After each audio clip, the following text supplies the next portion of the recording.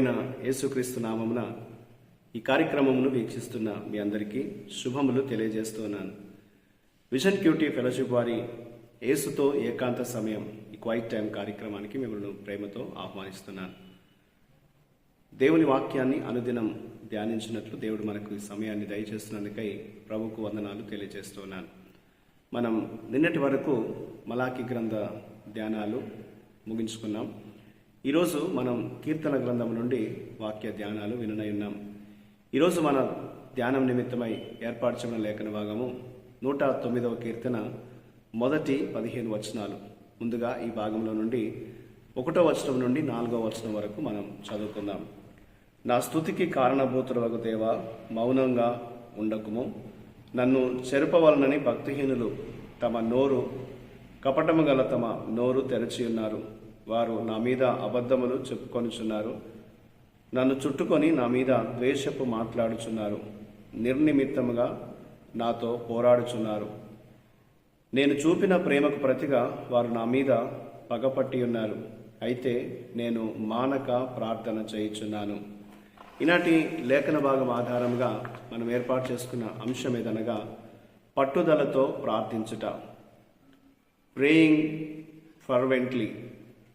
నేటి వాక్య భాగం యొక్క సారాంశాన్ని మనం గమనించినట్లయితే, కీర్తనకారుడు కారణం లేకుండా దుష్టుల చేత అపవాదుల చేత దాడి చేయబడ్డట్లు తాను తెలియజేస్తున్నాడు. తాను వారిని ప్రేమించినప్పటికీ వారు అతనికి ప్రేమకు బదులుగా ద్వేషంతో వారు స్పందించినట్లుగా తెలియజేస్తున్నాడు.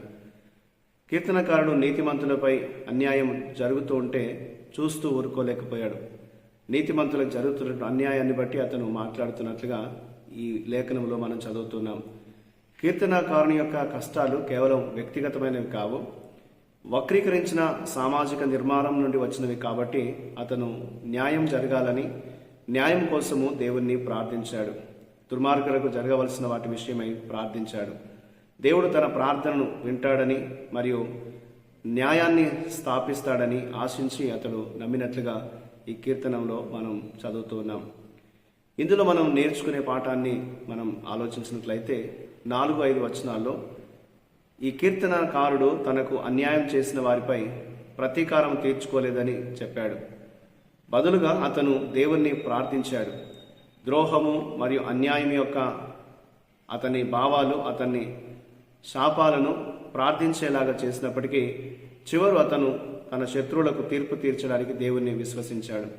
నిర్నిమిత్తముగా అనేకులు అతని మీద దాడి చేసినప్పటికీ అతడు దేవుని సహాయాన్ని కోరుతూ దేవుడు వారికి తీర్పు తీర్చాలని ప్రార్థన చేశాడు. మనకు అన్యాయం జరిగినప్పుడు అదే చెడుతో మనం తిరిగి చెల్లించడానికి ప్రయత్నించే బదులుగా ప్రభువుకు మన విషయాల్ని మనం వదిలిపెట్టాలి.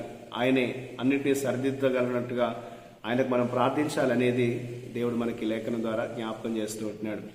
మనము పట్టుదలతో ప్రార్థించినప్పుడు, మన పరిస్థితిని దేవుని ఎదుట మనం విన్నవించుకున్నప్పుడు దేవుడు తగిన కృప మన పట్ల కనుపరుస్తాడు. ఆయన సహాయాన్ని దేవుడు మనకు అందిస్తాడు అనేది దేవుడు ఈ లేఖనం ద్వారా మనకు జ్ఞాపకం చేస్తున్నాడు. అలాగే 6-7 వచనాలు మనం గమనిస్తే, కీర్తనకారుడు తన శత్రువులను చట్టం ముందు దోషులుగా తేలుతారని ప్రార్థించాడు. అతను వారి విజ్ఞప్తుల కోసము అడిగాడు. కానీ వారు నిర్దోషంగా ప్రమాణం చేశారు. తప్పుడు అభ్యర్థులుగా దోషులుగా గుర్తించబడ్డారు. దేవుని న్యాయం నది వలె ప్రవహించేలాగా మన సమాజంలో మనం దేవుని యొక్క ధర్మము, ఆ చట్టం పునరుద్ధరించబడాలని మనం ప్రార్థించాలనేది ఈ లేఖన భాగం మనకు జ్ఞాపకం చేస్తుంది. కాబట్టి మన జీవితంలో మన చుట్టూ పరిస్థితులు ఎలా ఉన్నప్పటికీ, మన పైన ఇతరులు దుష్టులు మన మీద దాడి చేస్తున్నటువంటి పరిస్థితులు కలుగుతున్నప్పటికీ దేవుణ్ణి మనం ప్రార్థించినప్పుడు, దేవుని మీద మనం ఆధారపడుతున్నప్పుడు దేవుడు మనకు తప్పకుండా సహాయం చేస్తాడు. మన జీవితాల్లో ఆయనే న్యాయం చేస్తాడనేటువంటి విశ్వాసం మనం కలిగి ఉండాలనేది దేవుని వాక్యం మనకు జ్ఞాపకం చేస్తుంది. కాబట్టి మనం ప్రతిరోజు కూడా మనం ప్రతీకారం తీర్చుకోవడం కాకుండా, మన జీవితంలో జరుగుతున్నటువంటి కష్టాలకు, ఇబ్బందులకు, ఎదురవుతున్నటువంటి ప్రతి పరిస్థితికి విశ్వాసంతో దేవుని ఎదుటికి వచ్చి దేవుని సహాయాన్ని కోరుతూ పట్టుదలతో మనం ప్రార్థించాలి అనేది దేవుడు మనకు జ్ఞాపకం చేస్తున్నాడు. న్యాయాధిపతి అయినటువంటి దేవుడు మన జీవితాల పట్ల ఆయన కృప చూపి మనకు సరి అయినటువంటి న్యాయాన్ని జరిగిస్తాడు. మన జీవితాన్ని ఆయన చిత్తాన్ని బట్టి ముందుకు నడిపిస్తాడు అనేది దేవుడు మనకు ఈ లేఖనంలో తెలియజేస్తున్నాడు. కాబట్టి ప్రార్థన మన జీవితాలకు ఎంతో ఆధారంగా ఉంటుంది, దేవుని మీద మనం ఆనుకునేటట్లు చేస్తుంది. కాబట్టి వాక్యాన్ని ధ్యానిస్తూ ప్రార్థన ద్వారా మన ప్రతి పరిస్థితిని దేవునికి మనం తెలియజేస్తూ మన ఆత్మీయ జీవితాన్ని ప్రభువులో కొనసాగేటట్లు చూసుకోవాలనేది దేవుడు మనకు జ్ఞాపకం చేస్తున్నాడు. మన చుట్టూ ఉన్నటువంటి వారు నిర్నిమిత్తంగా ఎటువంటి కారణం లేకుండా మనం నిందించినప్పటికీ మన ప్రతి పరిస్థితిని దేవుని చేతిలో మనం పెట్టినప్పుడు దేవుడే మనకు ఆయన కృపనిస్తాడు, ఆయన న్యాయం చేస్తాడు, ఆయన చిత్తాన్ని మన పట్ల జరిగిస్తాడు అనేది దేవుడు మనకి వాక్యాన్ని బట్టి జ్ఞాపకం చేస్తున్నాడు. కాబట్టి క్రైస్తవ జీవితంలో, మన ఆత్మీయ జీవితంలో మనం ప్రతి విషయానికి పట్టుదల కలిగి ప్రార్థిస్తూ దేవునిలో మనకు ముందుకు సాగాలి.